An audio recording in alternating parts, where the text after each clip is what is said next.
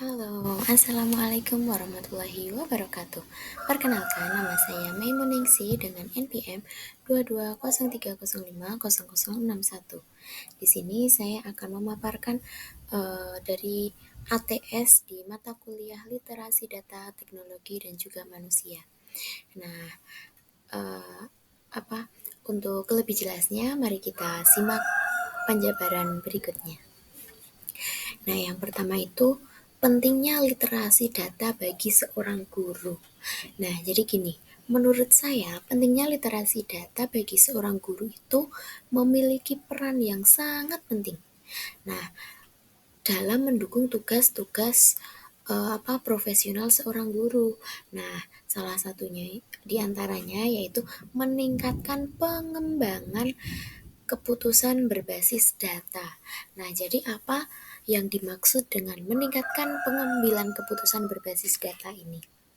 Nah, yang pertama, guru itu dapat menggunakan data untuk memahami kebutuhan siswa, seperti data hasil belajar, tingkat kehadiran, dan juga perilaku siswa. Yang kedua, data membantu guru merancang strategi pengajaran yang lebih tepat sasaran berdasarkan bukti, bukan asumsi. Jadi sudah ada datanya, guru itu jadi bisa tahu, oh, memang ada datanya kalau siswa ini mengalami permasalahan seperti ini. Nah, untuk selanjutnya, memantau dan mengevaluasi kemajuan siswa. Kenapa kok bisa dari data itu bisa untuk memantau dan mengevaluasi kemajuan siswa? Nah, alasan yang pertama, dengan literasi data, guru dapat menganalisis hasil evaluasi belajar siswa untuk mengidentifikasi kekuatan dan kelemahan. Jadi dengan adanya data ini, guru dapat mengetahui kelemahan apa yang dimiliki siswa dan juga kelemahan dan juga kelebihan dari siswa tersebut. Alasan yang kedua, data ini memungkinkan guru memberikan intervensi yang sesuai, seperti bimbingan tambahan bagi siswa yang membutuhkan. Jadi dengan adanya data siswa, guru itu tahu, oh jadi siswa ini kekurangan perhatian kayak gini dan lain-lain sebagainya. Untuk yang kedua, untuk yang ketiga, jadi meningkatkan efektivitas pembelajaran. Dengan adanya literasi data ini, efektivitas pembelajaran dapat meningkat. Alasannya yang pertama, literasi data membantu guru memahami tren pendidikan dan metode pengajaran yang efektif melalui analisis hasil survei atau penelitian. Jadi kan zaman sekarang ini sudah semakin maju. Jadi dengan adanya teknologi, dengan adanya literasi data ini, guru jadi lebih mengetahui, oh, pembelajaran mana yang cocok untuk siswa-siswi kita, seperti itu. Alasan yang kedua, guru dapat memanfaatkan data untuk mengadaptasi materi ajar sesuai dengan kebutuhan siswa. Karena zaman sudah maju itu, maka guru bisa mencari sumber referensi dari berbagai arah mana saja yang itu bisa membuat dengan data mengadaptasi materi ajar. Jadi bisa dengan materi ajar itu bisa beraneka ragam. Untuk yang keempat, komunikasi yang lebih efektif dan dengan stakeholder. Dengan adanya literasi data ini, guru dapat menggunakan data untuk memberikan laporan yang jelas dan struktur kepada orang tua, siswa, dan pihak sekolah. Jadi, guru itu bisa berbicara seperti itu berdasarkan data, karena memang ada faktanya seperti itu, jadi tidak ngawur. Nah, yang kedua, data memberikan bukti konkret saat mendiskusikan perkembangan atau kebutuhan siswa. Saat ada rapat wali dengan wali murid, maka guru bisa menyampaikan kekurangan apa dan kelebihan apa yang dimiliki oleh siswa. Dengan seperti itu, nanti di rumah orang tua pun juga bisa memberikan pelayanan atau bisa memberikan treatment kepada siswa, kepada anaknya tersebut. Nah, hal itu didasari dengan adanya fakta atau data tersebut. Selanjutnya, yang kelima, mendukung implementasi teknologi pendidikan. Dengan adanya literasi data ini, memungkinkan guru memahami cara kerja platform pembelajaran digital, seperti Learning Management System atau LMS. LMS yang sering menyajikan data hasil belajar. Jadi dengan adanya data tersebut, terus adanya LMS atau lain-lain itu akan bisa menambah atau menyajikan data hasil belajar siswa. Berarti sudah terkendali di dalam LMS tersebut. Juga guru dapat memanfaatkan data dari teknologi untuk personalisasi pembelajaran. Dengan hal tersebut, guru itu memiliki fakta-fakta yang memang benar-benar terjadi seperti itu. Untuk yang keenam, mengembangkan profesionalisme. Dengan adanya literasi data ini, salah satu keterampilan ke abad 21 yang penting bagi profesional termasuk guru.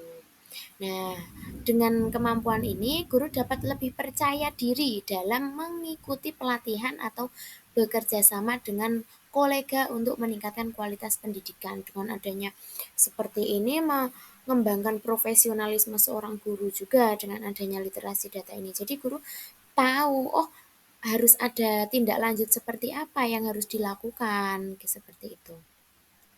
Untuk cara yang ketujuh, dengan adanya literasi data ini meningkatkan kreativitas dan juga akuntabilitas.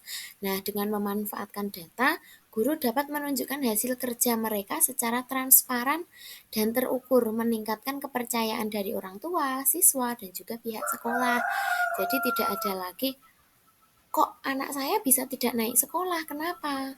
Kok anak saya rankingnya atau peringkatnya kok sekian. Nah, jadi guru bisa memberikan alasan bahwa memang sebenarnya ada data yang bisa diberikan kepada orang tua, yang bisa dilihatkan kepada siswa, juga bisa dilihatkan kepada rekan-rekan guru yang lain kalau ada sanggahan misalnya dari guru-guru yang lain. Nah, ini memang faktanya seperti ini, seperti itu. Nah, untuk caranya meningkatkan literasi data bagi seorang guru, selain penting guru itu melek tentang literasi data, ini juga ada beberapa cara untuk meningkatkan literasi data bagi seorang guru. Yang pertama, mengikuti pelatihan literasi data atau teknologi pendidikan. Jika dari kepala sekolah atau dari pihak sekolah ada pelatihan seperti ini, ikuti saja. Di situ nanti akan kita sebagai guru itu akan lebih paham tentang literasi data. Yang kedua, berkolaborasi dengan kolega untuk berbagai pengalaman dan praktik terbaik. Jadi kita bertemu dengan kolega-kolega di luar sana dan nanti akan bercerita tentang praktik baik dan nanti itu akan bisa menjadi salah satu referensi kita. Yang ketiga, memanfaatkan perangkat lunak atau aplikasi yang mendukung analisis data seperti Excel, Google Sheet, atau platform pembelajaran online. Yang keempat, mempraktekkan analisis sesederhana dari data yang sudah tersedia di lingkungan sekolah. Seperti itu. Jadi selain guru itu harus bisa atau penting melek tentang literasi data, guru juga harus tahu bagaimana caranya untuk mengasah tentang atau meningkatkan literasi data tersebut. Nah, untuk yang selanjutnya ini tentang dalam konteks abad ke-21 ini, guru dituntut untuk melek data. Nah, jadi sekarang itu kan zaman juga sudah semakin maju, sudah banyak sekali media-media massa yang akan membantu dalam pembelajaran. Nah, menurut pendapat saya dalam konteks abad ke-21 ini, di mana informasi dan teknologi berkembang sangat pesat, guru dituntut untuk melek data seperti bagian dari keterampilan dasar yang harus dimiliki. Melek data atau literasi data berarti guru dapat mengakses, memahami, juga menganalisis dan juga menggunakan data secara efektif untuk mendukung proses pembelajaran dan pengambilan keputusan. Jadi guru tidak boleh mengambil keputusan tanpa adanya data. Itu namanya ngawur atau tidak sesuai dengan kenyataan. Nah, untuk contoh-contohnya itu Ada berbagai macam ya di sini. Yang pertama itu pendidikan yang berbasis bukti. Nah, jadi pada abad ke-21 ini mendorong guru untuk menggunakan data sebagai dasar dan pembuatan keputusan pembelajaran. Contohnya, analisis hasil tes siswa. Nah, dari analisis hasil tes siswa ini, guru dapat mengidentifikasi pola seperti mata pelajaran yang sulit atau konsep yang sulit dipahami, sehingga dapat menyesuaikan strategi pembelajaran. Mungkin juga murid sekarang dengan murid dulu, guru sekarang dengan guru dulu itu beda. Bisa saja kalau guru mungkin, kalau menggunakan cara yang biasa seperti ini, siswa tidak paham. Jadi dengan kemajuan zaman seperti sekarang ini, bisa kita mencari atau searching tentang pembelajaran seperti apa yang cocok untuk siswa seperti ini, gitu. Terus, pemantauan perkembangan siswa. Dan contohnya itu data seperti nilai ujian, kehadiran, dan partisipasi kelas digunakan untuk memetakan kemajuan belajar siswa. Jadi dengan literasi data tersebut, pada kemajuan abad ke-21 ini sudah ada pemantauan perkembangan. Siswa itu perkembangannya juga harus dipantau melalui apa? Daftar ujian, kehadiran, seperti itu. Yang kedua, adaptasi dengan teknologi pendidikan. Nah, di sini penggunaan teknologi pendidikan seperti LMS, aplikasi evaluasi, platform pembelajaran daring menghasilkan banyak data. Jadi, guru perlu nih memahami data ini untuk meningkatkan efektivitas pembelajaran.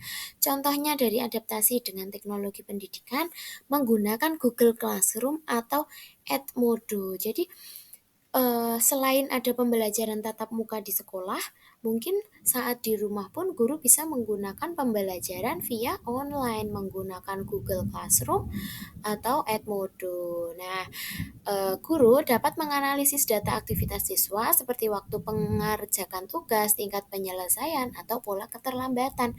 Di dalam aplikasi atau di dalam LMS itu, guru bisa ngecek jam berapa siswa mengumpulkan tugas, seperti apa jawabannya, kira-kira niat tidak dalam mengerjakan, seperti itu. Yang kedua, bisa menggunakan LMS quiz atau Kahoot. Nah, guru dapat melihat hasil analitik untuk mengetahui tingkat keberhasilan siswa dalam memahami materi. Nah, jadi selain siswa mengerjakan, juga siswa itu bisa sambil bermain menggunakan kuis itu atau dengan Kahoot itu. Jadi siswa tidak mudah bosan. Yang ketiga, personalisasi pembelajaran. Nah, melek data memungkinkan guru memberikan pengalaman belajar yang lebih personal bagi siswa. Contohnya, intervensi individu. Jika ada data menunjukkan seorang siswa sering mendapatkan nilai rendah pada soal tertentu, maka guru bisa memberikan tambahan latihan atau penjelasan khusus pada topik tersebut. Sudah diketahui siswa itu mempunyai kelemahan pada materi itu. Jadi tugas guru juga memberikan pendekatan pengarahan kepada siswa seperti itu. Terus membuat kelompok belajar. Data dapat digunakan untuk mengelompokkan siswa berdasarkan tingkat kemampuan sehingga pembelajaran lebih efektif. Dari siswa yang memiliki tingkat kecenderungan atau tingkat kepandaian yang tinggi, yang rendah, yang sedang, itu nanti bisa dikelompokkan. Jadi, guru bisa mudah memberikan materi kepada siswa. Seperti itu, teman-teman. Nah, untuk contoh-contoh yang lain itu bisa menggunakan survei siswa. Melalui survei sederhana, guru dapat mengetahui metode pengajaran yang lebih sesuai. Terus meningkatkan akuntabilitas dan juga transparansi seperti yang tadi. Dengan misal ada perkumpulan wali siswa, wali murid, nah itu nanti bisa ada datanya yang valid seperti itu. Jadi memang benar di abad 21 ini guru memang harus melek terhadap teknologi, melek terhadap analisis data. Nah, jadi di era apa namanya? Di era abad ke-21 ini melek data bukan hanya tuntutan tetapi kebutuhan bagi seorang guru. Untuk apa?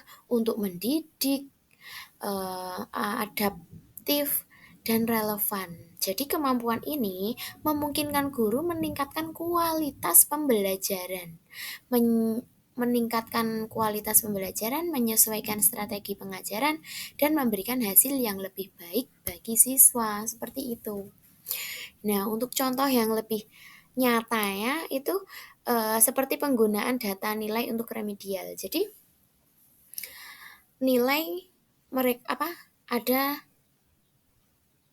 namanya ujian atau guru itu memberikan soal kepada siswa gitu. Terus nanti setelah dikerjakan, guru memasukkan nilai, terus nanti dicek kira-kira siswa mana nih yang membutuhkan dongkrakan nilai seperti atau apakah perlu remedial seperti itu. Terus yang selanjutnya survei pro preferensi siswa atau analitik dari platform pembelajaran menunjukkan bagaimana data dapat membantu guru memenuhi tantangan pendidikan di era modern yang seperti ini. Nah, terus untuk analisis data Excel. Nah, di sini sudah ada 2 data Excel yaitu tentang data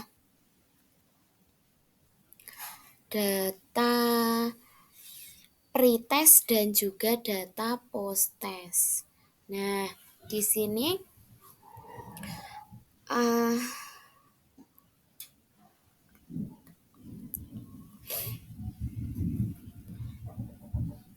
jadi dari analisis yang sudah saya buat ini dari Excel itu saya bisa ada 4 yang dapat saya simpulkan.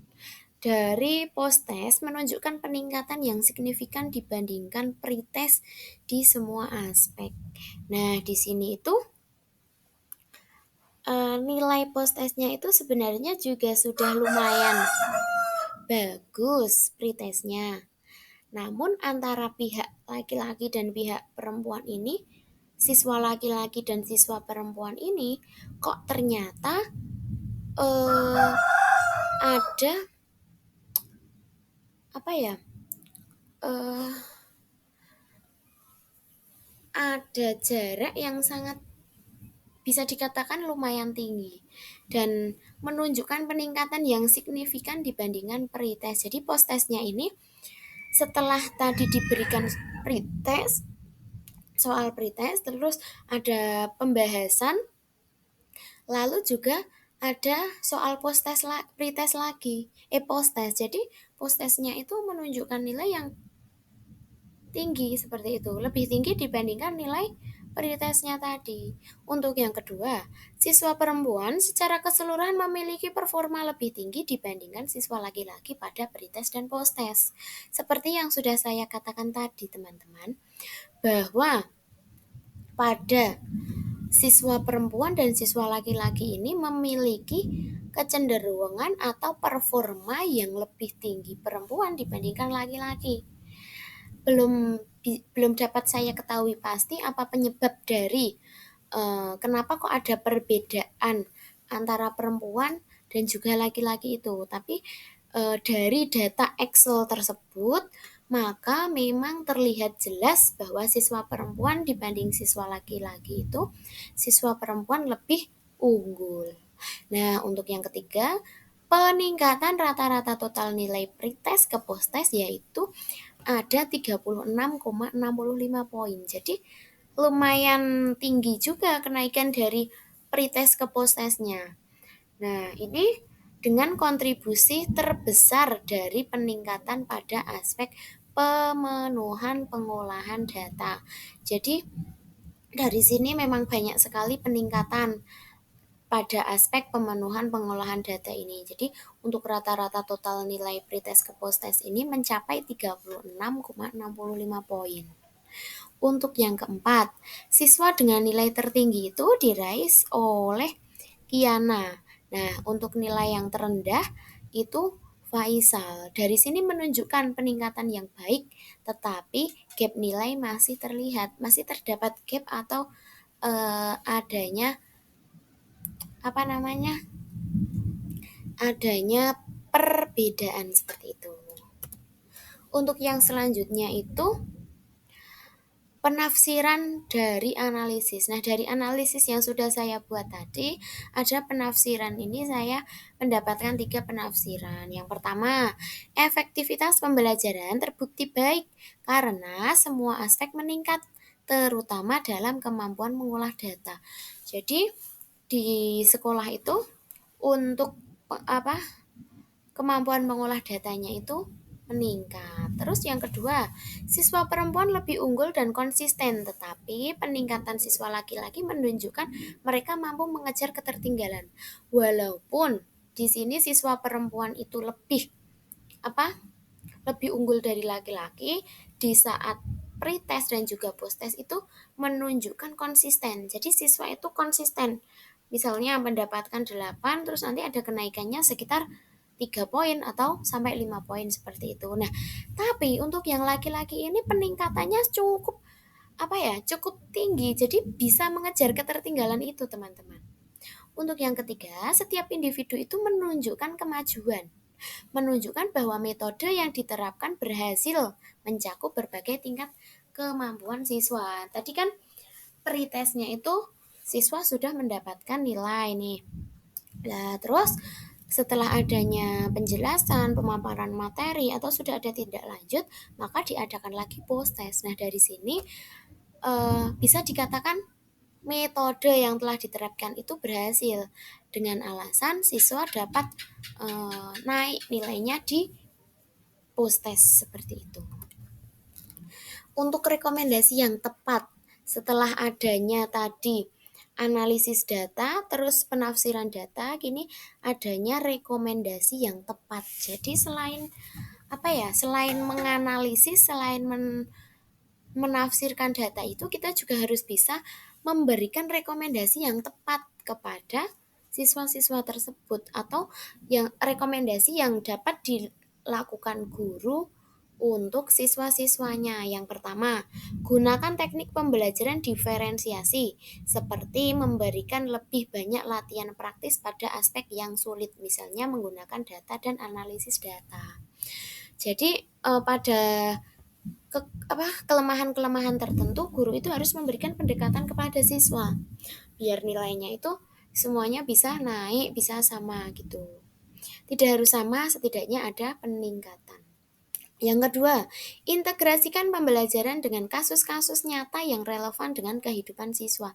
Jadi, dengan adanya kasus yang relevan dengan kehidupan sehari-hari, kehidupan siswa, maka di situ siswa akan lebih paham dan juga merasa tertantang atau praktis, menarik untuk mengerjakan soal-soal selanjutnya.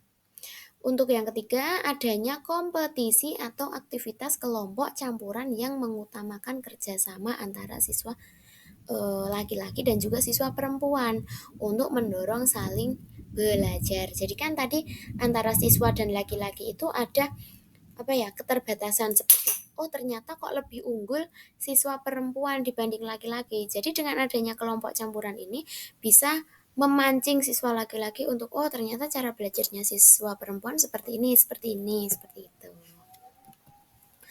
Nah, untuk biografi yang saya buat itu seperti ini, dari data itu. Jadi saya ambil dari penafsiran data dan juga rekomendasi seperti itu. Baik, sekian yang dapat saya sampaikan. Bila ada kurang lebihnya mohon maaf.